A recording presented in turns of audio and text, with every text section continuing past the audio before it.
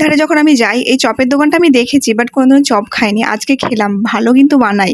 তো গঙ্গার ধারে বেশ কিছুক্ষণ বসলাম। আপাতত বাড়ি যাওয়া যাক, কারণ বাড়িতে গিয়ে আমাকে রেডি হয়ে আবার বেরোতে হবে। তো আমি আর ভাই বেরিয়ে পড়েছি, খুব তাড়াতাড়ির মধ্যে রেডি হয়ে নিয়েছি।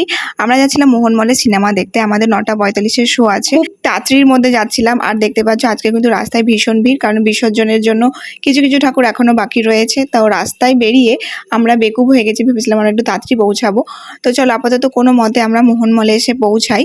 আর আমাদের হঠাৎই প্ল্যান হয়েছিল সিনেমা দেখতে যাবো, আবার রাত্রিবেলা শো। এটা বাবা মা বাড়িতে নেই বলেই প্ল্যানটা করা সম্ভব হয়েছে, নয়তো সম্ভব হতো না। তো আমরা ভেবেছিলাম রাত্রিবেলা ডিনারটা করে সিনেমা দেখবো, বাট সেটাও করা হয়নি, কারণ রাস্তা জ্যাম্পে আমাদের এত দেরি হয়ে গেছে। আর খাবার অর্ডার দিতে গেলাম, সেখানেও বললো 1-1.5 ঘন্টা দেরি হবে। তো কিছু না খেয়েই আমরা সিনেমা হলে ঢুকে যাই। আর আমরা সিনেমাটা দেখতেছিলাম কান্তারা সিনেমাটা। আমি পার্ট 1টা দেখিনি, পার্ট 2টা দেখলাম। অ্যাকচুয়ালি আমার এত খিদে পেয়েছিল আর মুডটা এত অফ ছিল, তো আমি প্রথমত সিনেমাটা কিছুটা এনজয় করেছিলাম। তারপর আমি আর বাদবাকিটা আমার মন দিয়ে আমি আর দেখিনি। সিনেমাটা সত্যি খুব সুন্দর। আর এই লাস্টের সিনগুলো আমার খুবই ভালো লেগেছে।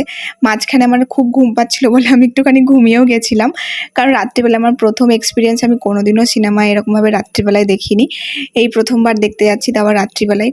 তো বাবা মার জন্য তো একটু টেনশন হচ্ছে, কারণ বাবা মা বাড়িতে চলে এসেছে, মাকে বলা হয়েছে, একটু তো চিল্লাচ্ছিল। তো সিনেমা শেষ হয়ে যেতে মোটামুটি 1টা মনে হয় বেজে যায়।